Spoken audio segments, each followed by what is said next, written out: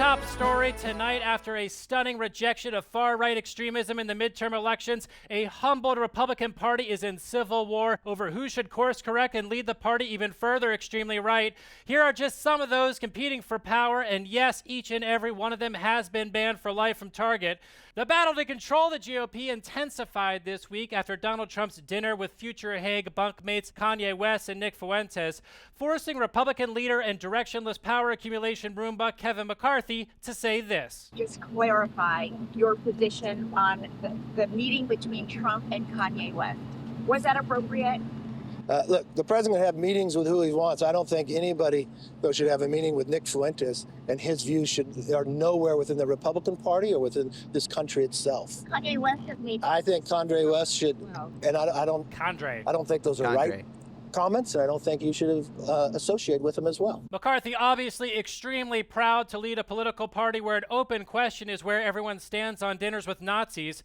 The controversy arrives as Congressman McCarthy is struggling to pull together the votes necessary to win the speakership and occupy the desk an Oath Keeper will immediately take a crap inside. We want to make sure that everybody has input, but we have to speak as one voice. This is very fragile if we play games on the floor. The Democrats can end up picking who the speaker is. McCarthy there deploying the cunning strategy of reminding every new Republican member of Congress that they alone could end his political career. Joining me now to take a truth bat to a news hive, then run headlines flailing into a scoops lake is Democratic strategist who legally changed her address to the MSNBC Green Room, Lydia Parker. Good evening. Chief Washington Bureau Chief who got seated at his brother's wedding with the bride's mother's work friends, Jonathan Keene. Hello. Chief Field Correspondent who woke me up at 4 a.m. this morning to announce that he threw up, James Smartwood Jr. Hey. And CBS News senior White House correspondent, tuning out the news contributor, and chemical opposite of Peter Doocy, Weijia Jiang. Thanks so much for joining us, Weijia. Great to see you again. Now, Weijia, you were the reporter who asked that question of Kevin McCarthy. Has this dinner fiasco derailed McCarthy's ability to focus House Republicans on their serious agenda of printing out screenshots from Hunter Biden's sex tapes?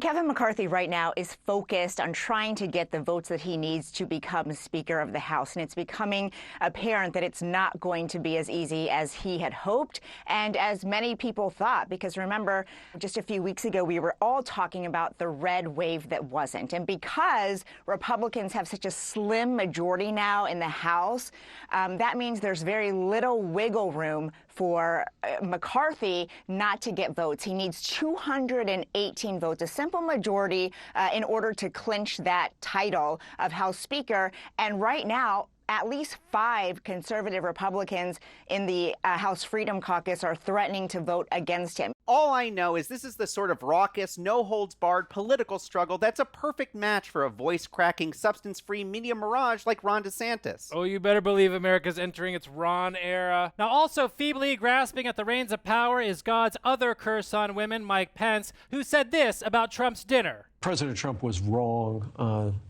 to give a white nationalist, an anti-Semite, and a Holocaust denier a seat at the table. And I think he should apologize for it, and he should denounce those individuals. Well, let's actually go live to Mar-a-Lago, where surely the contrite, humble Trump will emerge any moment, tail between his legs, and recite a tearful apology to his respected colleague in the nation he served.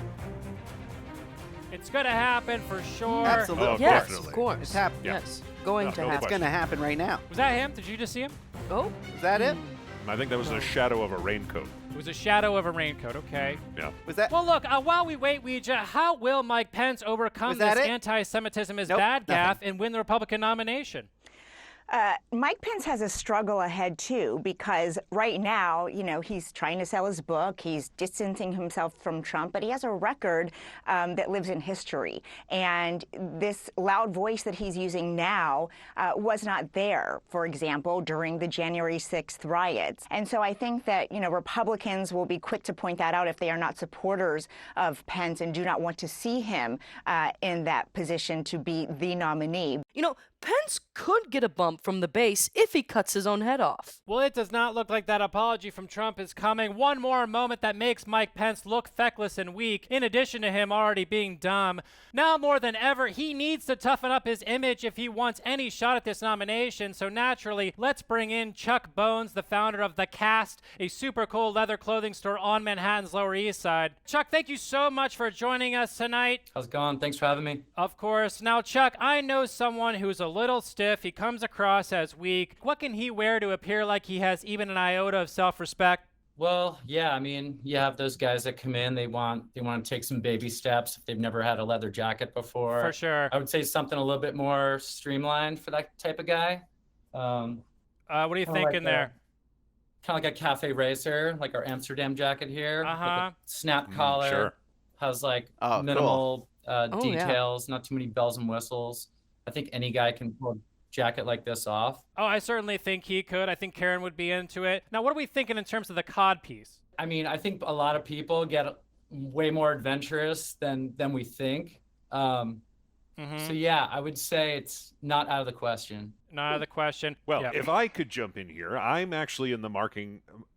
Well, if I could jump in here, I'm Perfect, actually in Keith. the market for something that says, "Ho, Daddy, this is one cool cat." Also, do you want to hang out, Chuck Bones? Don't do it, Chuck. I'm telling you, man. Yeah, I mean, I would say any of these really. I mean, you could go Oh, here we go. a little bit more, kind of like a casual version of say like an Elvis '68 special jacket, but like in black suede. That'd be really cool. Now you're speaking my language. Still super cool though. No one talks like that. No one You know, talks not like as sleek as your average cowhide jacket, but still. Okay, super and cool. in regards to the hanging out, are you available? I'm always down. I too am down. Wow. that. Ugh.